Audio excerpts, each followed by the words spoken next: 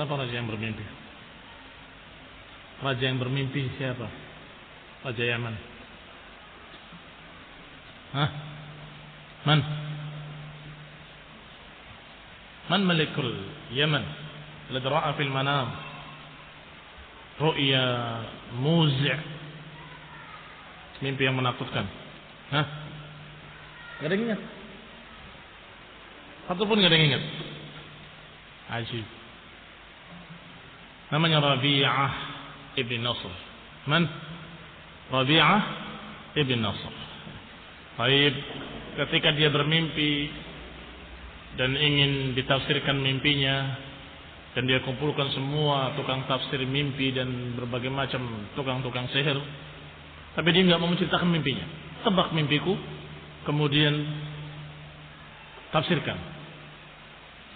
Siapa yang mampu dan siapa yang bisa? Hanya 2 orang. Siapa saja? Man?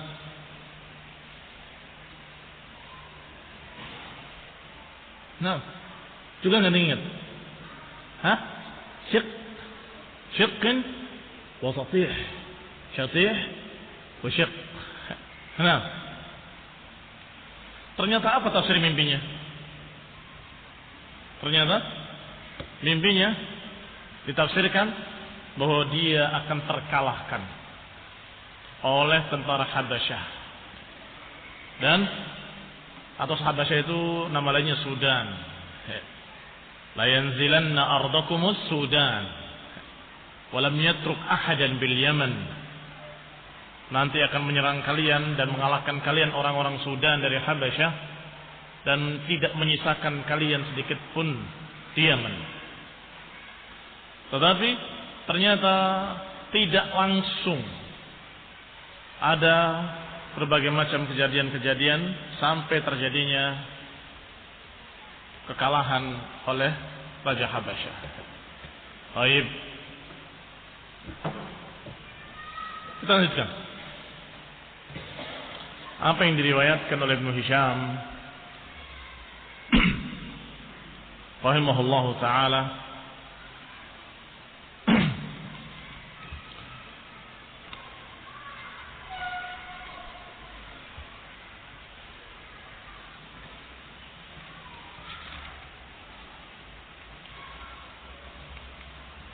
yang beliau ringkas dari sirah Ibnu Ishaq. Bismillahirrahmanirrahim. Innal hamdalillah nahmaduhu wa nasta'inuhu wa nastaghfiruh wa na'udzu billahi min shururi anfusina wa min sayyiati a'malina man yahdihillah fala mudilla lahu wa man yudlil fala hadiya lahu wa ashhadu an la ilaha illallah wahdahu la sharika lahu وأشهد أن محمدا عبده ورسوله صلى الله عليه وعلى آله وأصحابه والتابعين وتابع التابعين ومن تبعهم بإحسان إلى يوم الدين.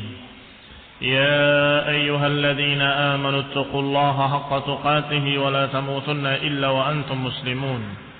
يا أيها الناس اتقوا ربكم الذي خلقكم من نفس واحدة وخلق منها زوجها وبث منهما رجالا كثيرا ونساء واتقوا الله الذي تساءلون به والأرحام إن الله كان عليكم رقيبا.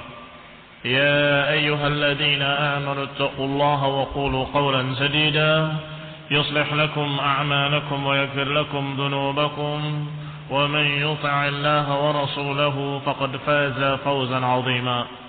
أما بعد فإن خير الحديث كتاب الله وخير الهدي هدي محمد صلى الله عليه وعلى آله وسلم وشر الأمور محدثاتها فإن كل محدثة بدعة وكل بدعة ضلالة وكل ضلالة في النار. Ikhwani fi din, a'azakum Allah. Kita lanjutkan riwayat Ibnu Hisham dari Ibnu Ishaq radhiyallahu taala anhuma rahimahullah, semoga Allah merahmati keduanya, yaitu pasal berikutnya tentang istila'u Abi Karib Tubban As'ad ala Malikil Yaman. Yang berikutnya yang dikisahkan adalah bagaimana kekuasaan Yaman diambil dan dikuasai oleh seorang yang julukannya Abi Karib, namanya Tubban As'ad.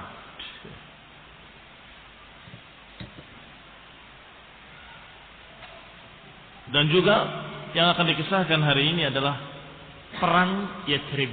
Yathrib adalah nama lain dari Madinah. Nama lain dari negeri Madinah adalah Yathrib. Qala rahimahullah, falamma halaka Rabi'ah ibn Nasr raja'a mulkul Yaman kulluhu ila Hasan ibn Tubban As'ad. Bahwasanya ketika binasa Rabi'ah ibn Nasr, yakni raja yang kemarin Rabi'ah ibn Nasr yang bermimpi dengan mimpi yang katanya mengerikan, yang kemudian ditafsirkan dengan tafsir-tafsirnya, dia binasa, meninggal, dan kemudian digantikan oleh seorang yang bernama Hasan ibn Tubban As'ad. Tubban As'ad biasa dipanggil dengan Tubba. Panggil dengan Tubba, yani Tubban As'ad. Kana abuhu Tubban As'ad qad ja'ala tariqahu hina aqbala min al-mashriq 'ala al-Madinah. Falam yahij ahluha wa khallafa baina adhhurihim ibnan lahu.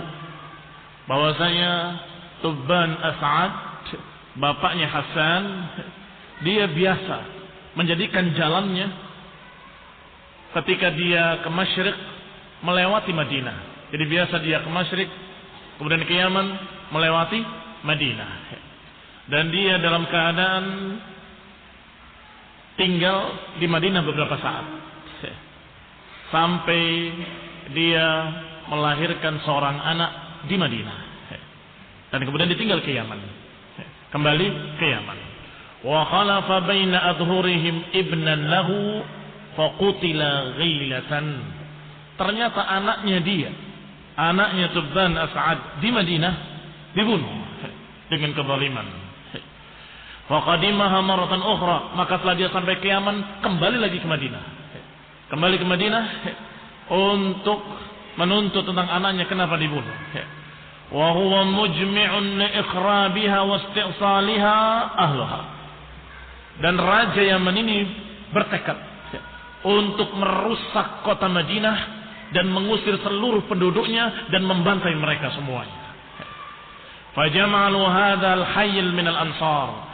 Maka Madinah pun mendengar berita itu bahwa pasukan Yaman akan datang, maka dia mempersiapkan kekuatan yang mereka punya dari para Ansar, para penolong-penolong yang ada di sekitar Madinah yang siap untuk berperang. Wa ra'isuhum Amr ibn Dhallah. Pimpinan orang-orang yang membela Madinah dipimpin oleh Amr ibn Dhallah. Faqtatalu, akhirnya berperanglah. Terjadilah peperangan di Yathrib atau di Madinah antara penguasa Yaman dengan tentaranya dan Amr ibn Dhallah dengan pasukannya di Madinah. Tentunya tidak seimbang kekuatannya. Jelas jauh lebih kuat pasukan Yaman, dan diperhitungkan bakal kalah. Orang-orang Madinah bahkan kalah dan bahkan hancur. Maka datanglah dua pendeta. Qala tazumul Ansar, tetapi Ansar sejak dulu memang kaum yang unik. Orang-orang Ansar, orang-orang Madinah yang membela Madinah tadi, orang-orang yang unik sehingga mereka memerangi orang-orang Yaman tadi di siang hari. Tapi di malam hari dipersilahkan untuk makan dan minum, dijamu sebagai tamu. Maka diriwayatkan di sini, kanu yuqatiluna bin nahar wa yuqrunahu bil lail. Bahwasanya mereka ini adalah orang-orang yang memerangi pendatang-pendatang tadi di waktu siang dan kemudian dia menjamunya di malam hari. Karena sebagai tamu, maka dijamu di malam hari. Tapi di siang hari terjadilah pertempuran seperti biasanya. Wa yu'jibuhu dzalika minhum, dan ini sungguh membuat kagum Raja Yaman bahwa ini mereka bukan orang biasa, bukan orang sembarangan, orang-orang istimewa atau suku yang sungguh dermawan. Fa bainama Tubba ala dzalik, dan ketika Tubba yang dimaksud Tubban As'ad, disebut saja dengan kalimat ringkas yaitu Tubba. Fa baina Tubba'un ala dzalika min qitalihim idja'ahu Habrani. Ketika terjadi pertempuran seperti itu, maka datanglah kepada Tubban As'ad dua orang Habr. Habr itu julukan pendeta Yahudi. Dijuluki dengan habr. Bentuk jamaknya ahbar. Sebagaimana disebutkan dalam Al-Quran. Ittakhadhu ahbarahum wa ruhbanahum arbaban min dunillah. Mereka mengambil ahbar mereka dan ruhban mereka sebagai Tuhan-Tuhan selain Allah. Yang dimaksud adalah pendeta-pendeta Yahudi. Ahbar bentuk jamak dari habr. Kalau musanna habrani.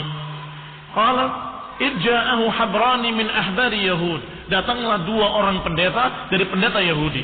Alimani rasikhani fil ilm. Dua-duanya alim, memiliki ilmu tentang kitab-kitab terdahulu, dan dia dalam keadaan rasikh ilmunya, dalam ilmunya. Hina sami'a bima yuridu min ihlakil Madinah wa ahliha.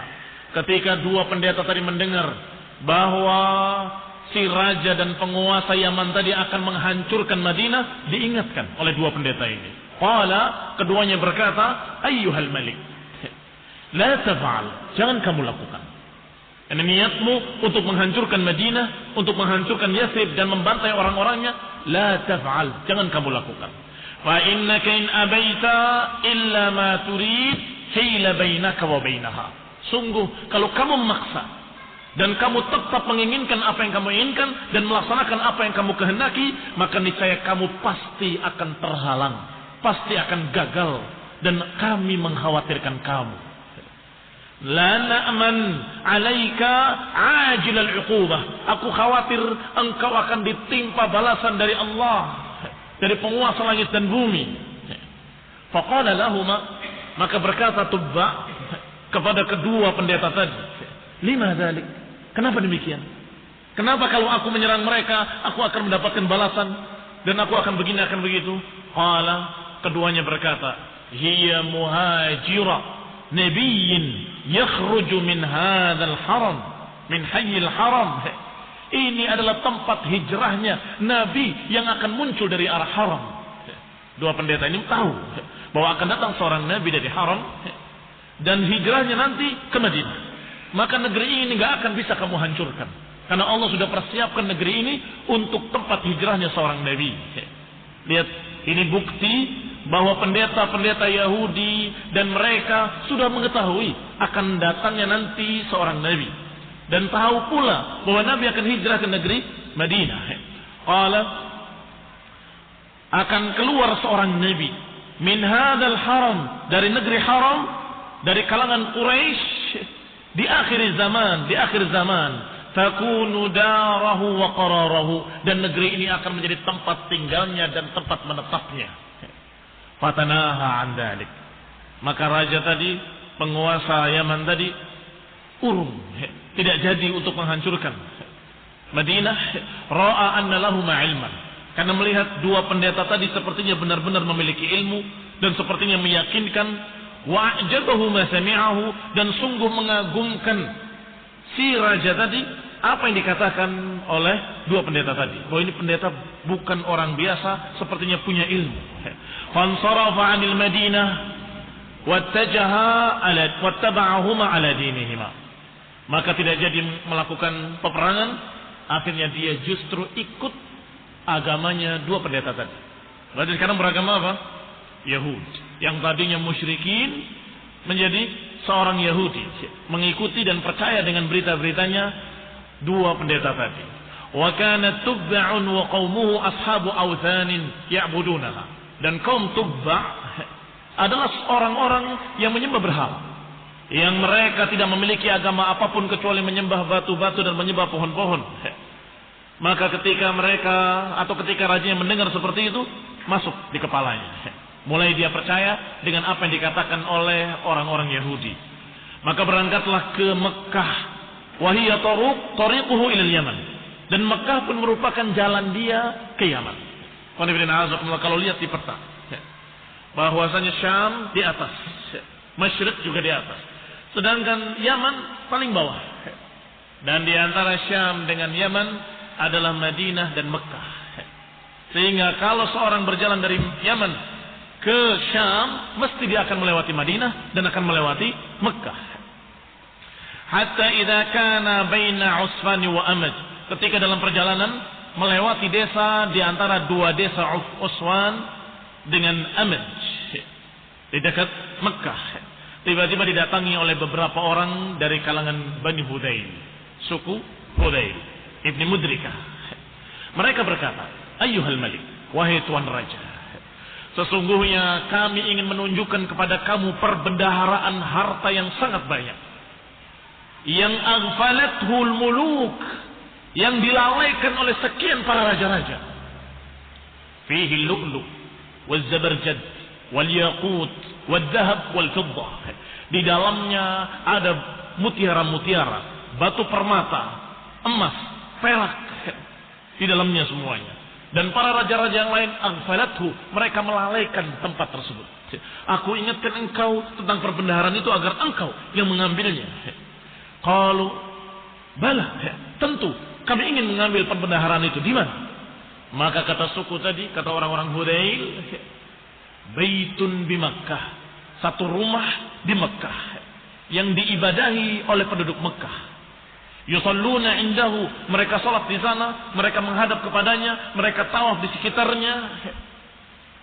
Apa yang dimaksud? Perbendaharaan yang ada di dalam Ka'bah. Karena mereka kaum jahiliyah, biasa mereka kalau yang namanya sedekah bukan diberikan pada fuqara masakin, tapi mereka lemparkan ke Ka'bah. Mereka masukkan ke Ka'bah semuanya, sehingga tertumpuk harta di sana. Maka kaum Hudayl tadi berpikir, kalau raja ini menginginkan harta, maka niscaya dia akan menyerang Ka'bah dan akan menghancurkannya. Dan niscaya raja ini niscaya akan dilaknat oleh Allah dan akan dibinasakan seperti dibinasakannya kaum-kaum sebelumnya yang ingin merusak Ka'bah. Jadi sudah menjadi satu keyakinan masyarakat Arab bahwa siapa yang mau mengganggu atau mau merusak Ka'bah pasti akan kualat. Karena mereka waktu itu belum dengan agama, hanya dengan keyakinan yang sudah terjadi sekian kali. Setiap orang menghancurkannya mesti akan dia yang akan binasa. Qala Bani Hudayl, berkata Bani Hudayl, ada satu rumah di sana yang diibadahi oleh penduduk Mekah, yang di sana berisi perbendaharaan harta yang sangat banyak. Wa innama arada al-Hudhaliyun halakahu bidzalik. Kata Ibn Hisham, dan sesungguhnya kaum Hudayl mengajak raja tadi untuk menghancurkan Ka'bah adalah untuk membinasakan, agar si raja ini hancur binasa. Lima arahu min halaki man aradahu min al-muluki wa bagha indahu. Karena Bani Hudayl tahu setiap kaum, setiap suku, setiap raja yang ingin menghancurkan Ka'bah mesti mereka akan binasa. Falamma ajma'a lahu qalu, maka ketika sudah sepakat ingin mengambil perbendaharaan di Ka'bah, ini rencananya Raja Yaman, tiba-tiba dia ingat dua pendeta yang telah mengajarinya ilmu. Arsala ila Hadraini fasalahu ma'an dalik, maka diutuslah orang untuk menjemput dua pendeta tadi. Panggil dua pendeta Yahudi tadi yang kemarin menasehati aku untuk jangan menghancurkan Madinah. Panggil mereka. Dipanggil. Setelah dipanggil ditanyakan. Katanya satu kelompok, satu orang atau beberapa kelompok menyatakan bahwa ada bendahara seperti ini, seperti itu. Dijawab oleh dua pendeta tadi. Qala lahu ma arada al-qawmu illa halakaka wa halaka junduk wa halaka jundik. Sungguh mereka tidak memaksudkan kecuali membinasakan engkau wahai tuan raja, dan membinasakan pasukanmu semuanya. Karena ma na'lam baitan lillahi ta'ala ittakhadahu fil ardi li nafsihi ghairahu. Karena kami tidak pernah mengetahui ada satu rumah yang Allah Subhanahu wa taala jadikan untuk dirinya di muka bumi ini kecuali Baitullah Al-Haram, Ka'bah itu. Wala in fa'alta ma da'u, kalau engkau melakukan apa yang mereka ajak, niscaya engkau akan binasa. La tahlakanna wa la yahlakanna man ma'aka jami'an, akan hancur engkau dan akan hancur pula orang-orang yang bersamamu seluruhnya. Qalu famada, kalau gitu mada ta'mur, kalau gitu apa yang kau perintahkan kepadaku? Ini apa yang kau nasihatkan kepadaku? Kata raja tadi. Qala, berkata keduanya, berkata dua pendeta tadi kepada rajanya, idza qadimta ilaih tasna' indahu ma sana'a ahluh. Kalau kamu datang ke haram, lakukanlah seperti apa yang dilakukan oleh penduduknya. Yang disuruh untuk beribadah seperti penduduk Makkah. Tatufu bihi wa tu'azzimuhu wa tukarrimuhu wa tahlik ra'saka indahu. Engkau bertawaf mengelilinginya, engkau menghormatinya, mengagungkannya, dan engkau mencukur rambutmu di sisinya. Wa tadillu lahu hatta takhruj min indih, dan hendaklah engkau merendah di hadapannya sampai engkau keluar dari daerah haram. Maka dikatakan oleh Tuan Raja tadi, "Fama yamna'ukuma antuma min dzalik?" Kalau begitu apa yang menghalangi kamu berdua? Kenapa kamu berdua tidak melakukan seperti apa yang mereka lakukan? Yang dijeli Tuan Raja ini nyuruh raja untuk melakukan apa yang dilakukan oleh mereka musyrikin, tetapi dia sendiri tidak melakukan. Maka ditanya, "Fama mana'akuma min dzalik?" Kalau begitu apa yang menghalangi kamu berdua untuk melakukan yang seperti itu? Qala, "Ama wallahi, sungguh demi Allah, innahu labaitu abina Ibrahim." Memang rumah tersebut adalah rumah yang dibangun oleh nabi kami, Nabi Ibrahim dan Ismail. Wa innahu lakama akhbarnak, dan sungguh rumah itu betul-betul rumah yang suci, yang mulia, seperti yang kami kabarkan kepadamu. Kami tidak dusta. Tetapi penduduknya adalah orang yang menghalangi kami dari Ka'bah. Dihalangi dengan apa? Bainana bainahu bil authan. Hala bainana wa bainal Ka'bah bil authan. Mereka menghalangi kami dari Ka'bah itu dengan berhala-berhala di sekitarnya, yang jumlahnya sekian ratus. Ada 360 berhala. Nasabuha haulaha, mereka pasang di sekitarnya. Wabiddima, dan mereka tumpahkan darah di sekitarnya. Mereka kalau berkurban, mereka memancarkan darahnya di patung-patung tersebut, sehingga Ka'bah itu di sekelilingnya kotor dengan najis, dengan darah, dengan daman masfuhan, dengan berhala-berhala, sehingga kotornya hissan wa ma'nawiyan. Hissi karena ada najis, daman masfuhan, sedangkan maknawi karena ada kesyirikan, berhala-berhala. Maka itulah yang menghalangi kami untuk tidak memuliakan tempat tersebut. Wahum najasun ahlu syirik. Mereka adalah orang-orang yang najis, orang-orang yang musyrik. Kalau kita tanya lagi, kenapa dua pendeta tadi tidak membersihkannya? Jawabannya, karena pendeta tadi tidak memiliki kekuasaan apapun, tidak memiliki kemampuan, tidak memiliki kekuasaan, bukan raja. Tetapi yang diajak bicara ini siapa? Raja Yaman, raja yang ketika itu paling kuat. Sehingga ketika dia mendengar seperti itu, maka dia menerima ilmu yang diajarkan oleh dua pendeta tadi. Fa'arafa nushahuma wa sidqa hadithima. Maka dia mengetahui bahwa berita ini berita hak. Faqarraba an-nafar min Hudayl faqata'a aydihim. Maka dipanggil semua orang-orang Hudayl yang kemarin mengajarkan untuk mengambil harta dari haram, dari Ka'bah, dipanggil semuanya dan dipotong kaki mereka dan tangan mereka bersilangan. Dibunuh semuanya. Kemudian berangkat ke Mekah. Fatafa bil baiti wa nahara indahu. Mulai dia tawaf mengelilingi Ka'bah, dan kemudian dia menyembelih, wa halaqa ra'sahu, dan mencukur rambutnya, wa aqama bi Makkah 6 ayyam. Kemudian tinggal di Mekah 6 hari. Yanhar biha lin-nasi wa yut'im ahlaha. Memberi makan manusia, memberi minum manusia, wa yusqihim al-asal, bahkan membagikan madu pada mereka. Ini raja yang datang, sehingga dia dalam keadaan memiliki semua itu. Sampai raja ini bermimpi. Siapa nama rajanya?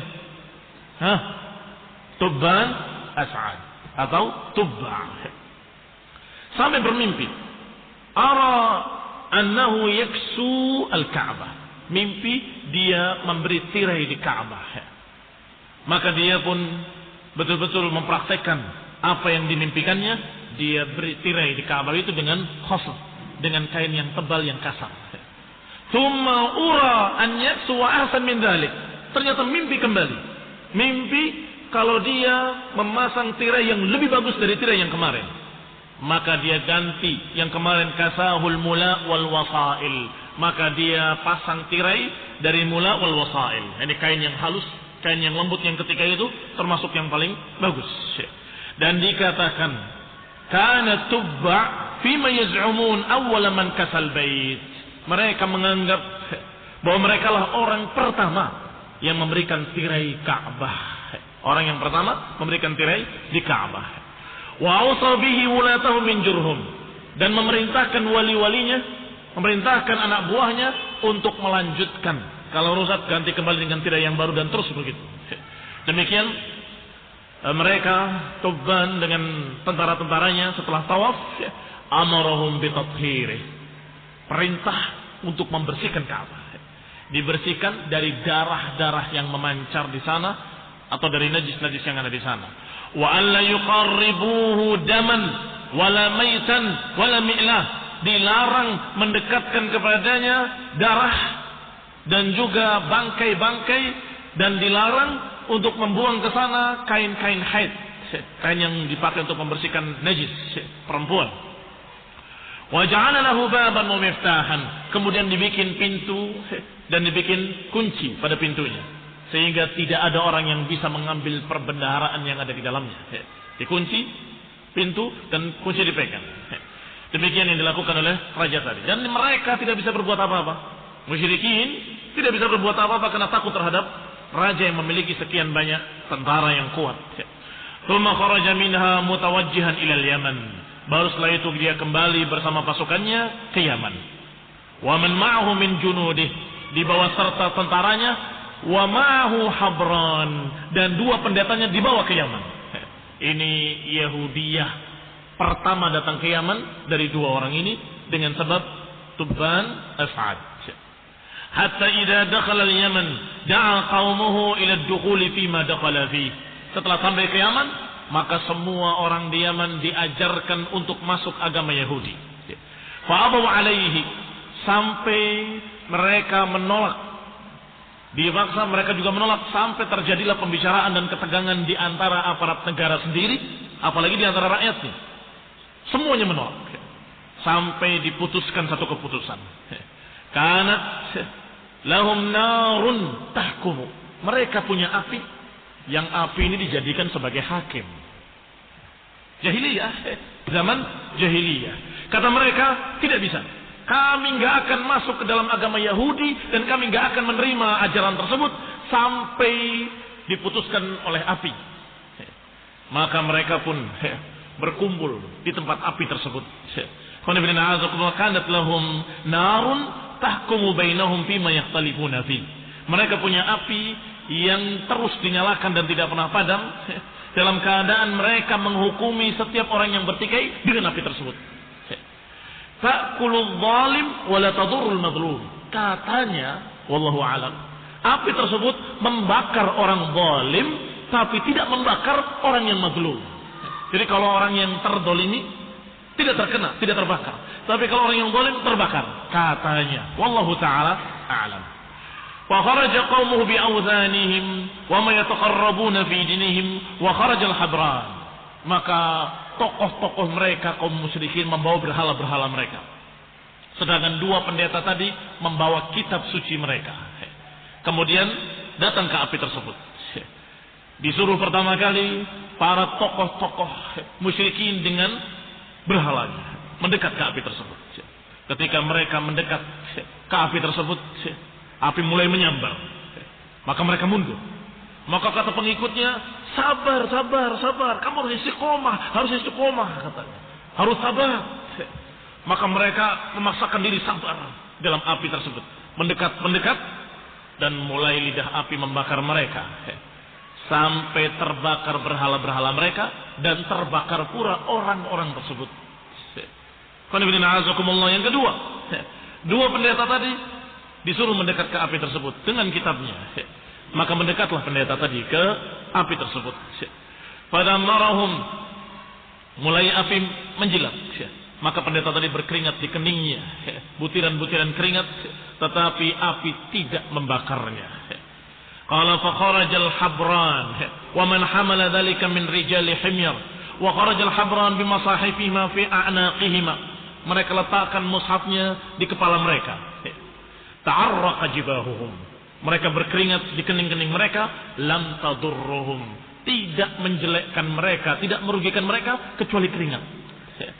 Fa asfaqat 'inda dhalika himyar 'ala dinih. Maka seluruh penduduk Himyar satu daerah di Yaman, tempat kerajaan tersebut, mereka semuanya beriman kepada agama Yahudi, beriman kepada Allah Subhanahu wa taala dan beriman kepada kitab Taurat yang mereka pegang. Itu asal pertama. Yahudiyah ada di sana. Wa min hunalika an dzalika kana aslul yahudiyah bil Yaman. Itulah asal muasal munculnya Yahudi di daerah Yaman.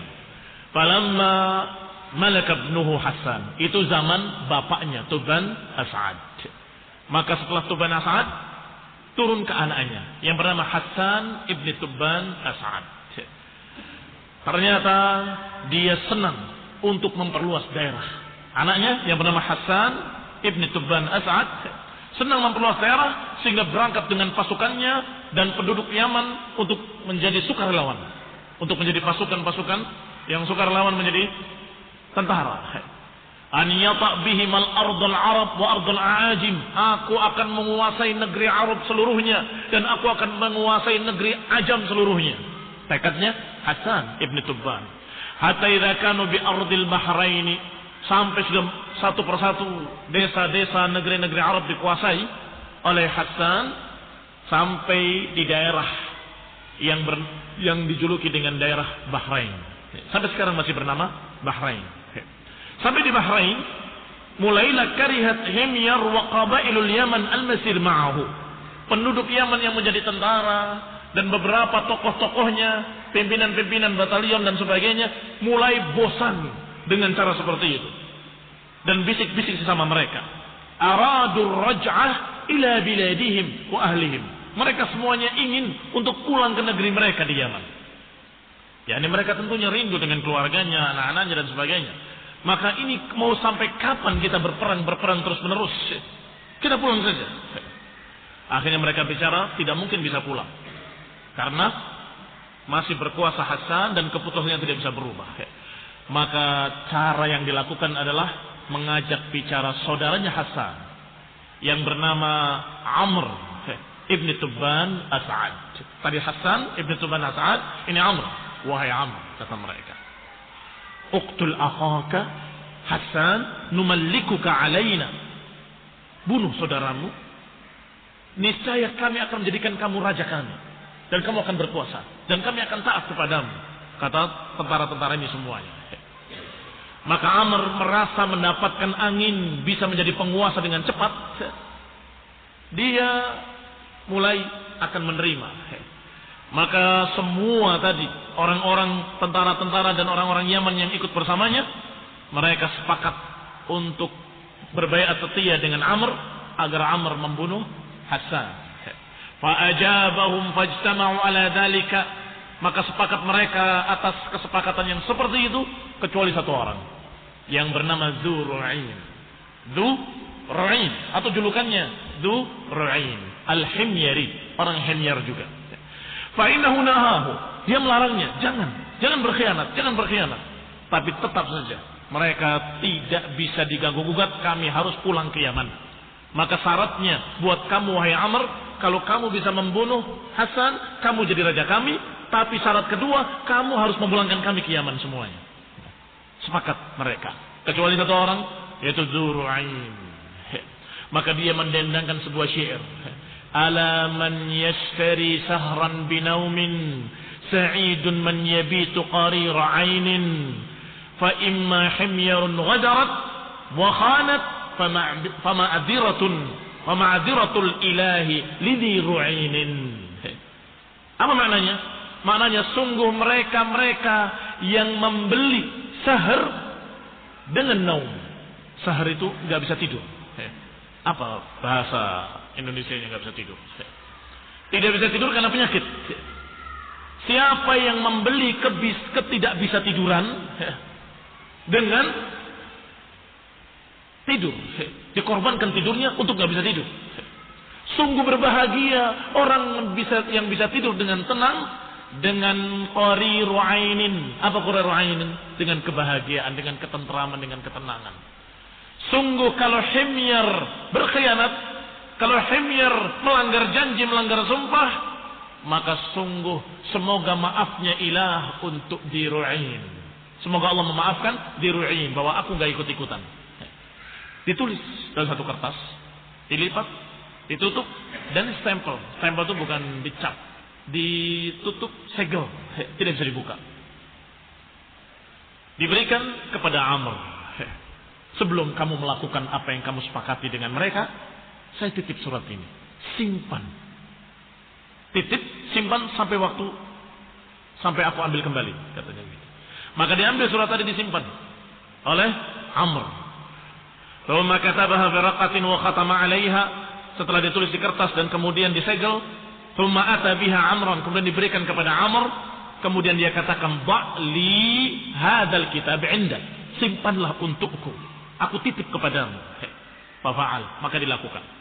Thumma qatala Amru akhahu Hassan. Maka Amr sudah mulai membunuh Hassan dan kemudian membawa pasukan itu pulang seluruhnya. Pulang sampai kembali ke Yaman. Falamma nazala Amr ibn Tubban al-Yaman muni'a minhu an-naum.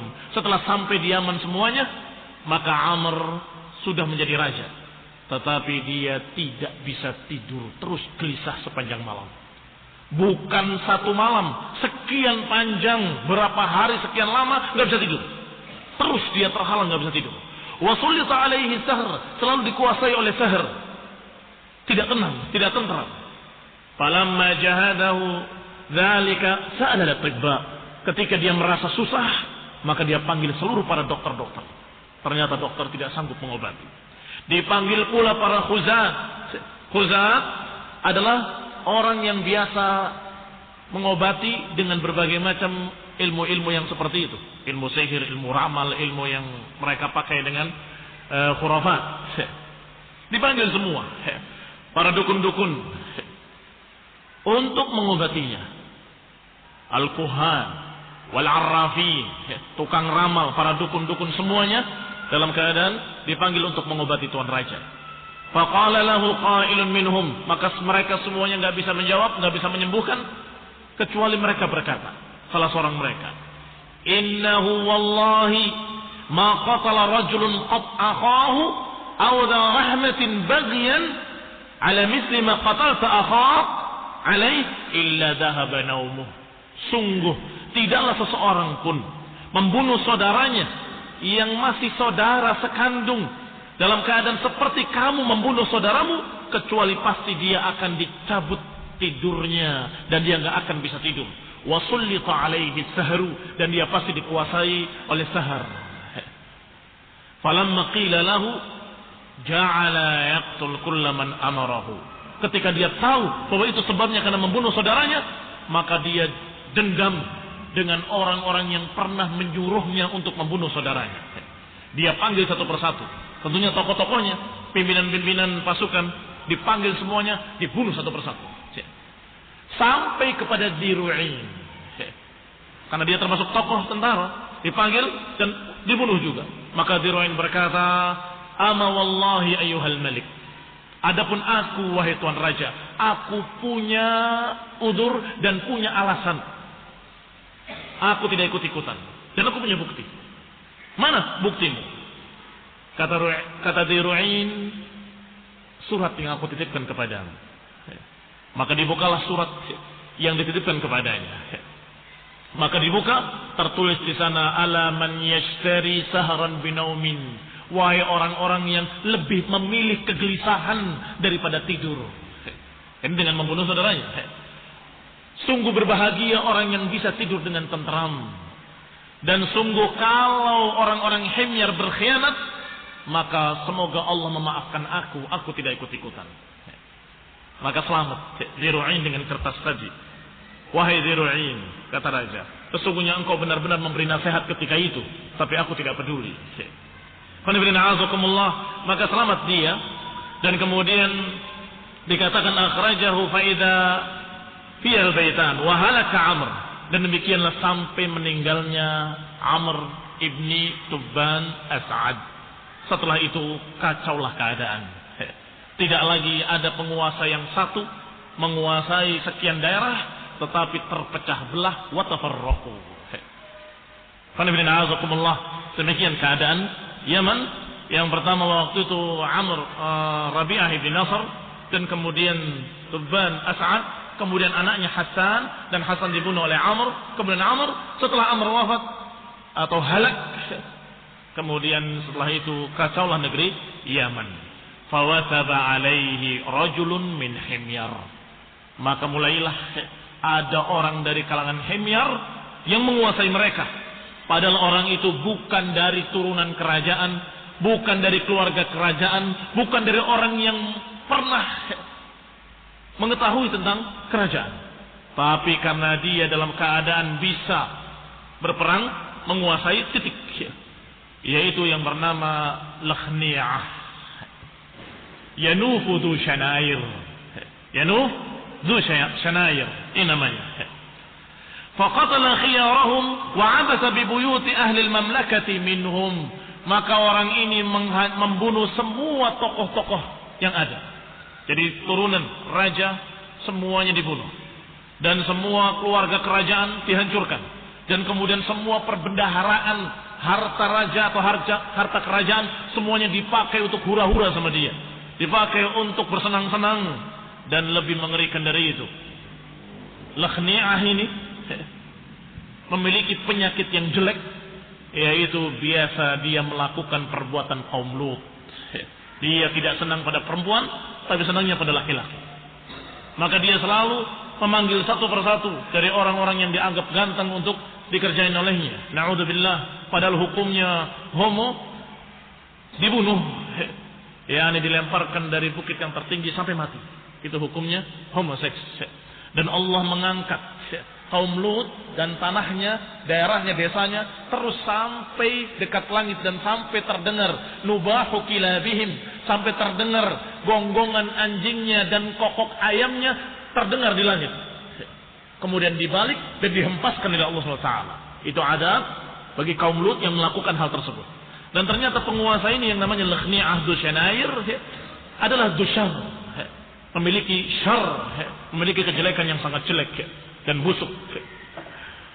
Faba'atha ila Zur'ah bin Nuwas. Pada satu hari dia mengutus seorang untuk menjemput pemuda yang dianggap ganteng, putih, bersih dan sebagainya. Dia panggil untuk dikerjain seperti biasanya. Yang bernama Zur'ah bin Nuwas ibni Tuban As'ad. Berarti siapa? Saudaranya Hasan dengan Amr, yang bernama Zur'ah atau julukannya Zinuwas ibni Tuban As'ad. Waktu itu ketika Amr membunuh Hasan, dia masih kecil, masih nggak dihitung sama sekali. Ketika sudah hancur kerajaan, ketika sudah dikuasai oleh orang jahat ini, orang yang zalim ini, maka dia sudah pemuda. Maka dipanggillah pemuda tadi, saudara Hasan, dalam keadaan dia tahu dipanggil mau apa. Thumma shabba ghulaman wasiman dha hayatin wa aql. Dia sudah tumbuh dewasa, sudah cerdas, memiliki akal yang sehat, dan dia tahu falamma atahu rasuluhu, ketika datang utusan Lakhni'ah, dia tahu mau apa ini. Kamu dipanggil raja. Oh iya. Dia tahu apa yang mau dilakukan. Fa akhadha sikinan. Dia ambil pisau yang tajam, tipis, kecil. Dikatakan sikinan hadidan latifan. Fa khada'ahu baina qadamihi wa na'lihi. Dia letakkan pisau tersebut di antara kakinya dan sendalnya. Berarti ketika dia pakai sendal, taruh di bawah sendal. Dia pakai sendalnya. Sehingga di tubuhnya tidak terlihat ada pisau. Sampai kemudian ketika sampai di kamarnya Lakhni'ah, sebagaimana biasanya dia kerjain setiap pemuda, maka ketika itu dia ambil pisaunya dari bawah kakinya dan dia tikamkan ke tubuhnya dan dia bunuh Lakhni'ah. Setelah itu, ketika dia keluar dalam keadaan dia menyatakan aku telah membunuh dia, maka semua orang, termasuk orang-orang sendiri pengawalnya, termasuk penjaganya dan tentaranya, semuanya senang. Dibunuhnya rajanya, mereka senang semuanya, karena mereka tahu orang ini orang yang na'udzubillah, orang yang busuk akhlaknya, orang yang jelek. Maka qalu, mereka berkata semua serempak, ma yanbaghi an yamlikuna ghairuk. Sungguh tidak pantas menguasai kami kecuali engkau, wahai Zur'ah bin Nuwas ibn Tuban As'ad. Ma yanbaghi an yamlikuna ghairuka idrad rahattana. sebentar. Id arahtana min hadzal khabith. Kata mereka, karena engkau telah mengistirahatkan kami dari si jelek ini. Ini sejarah kembalinya kerajaan kepada keluarga Tubban As'ad. Insyaallah kita lanjutkan pada kali mendatang. Bismillah taala, bahwa ternyata orang ini dari satu sisi telah membunuh orang jelek, tapi dari sisi lain sebentar lagi akan dibahas pada kajian mendatang bahwa orang ini pula yang kemudian membantai orang-orang saleh. Yang kemudian turun ayat qutila ashabul ukhdud an-nari dzatil waqud. Asma taufiq wal afiyah. Subhanaka wa bihamdik asyhadu an la ilaha illa anta astaghfiruka wa atubu ilaik. Assalamualaikum warahmatullahi wabarakatuh.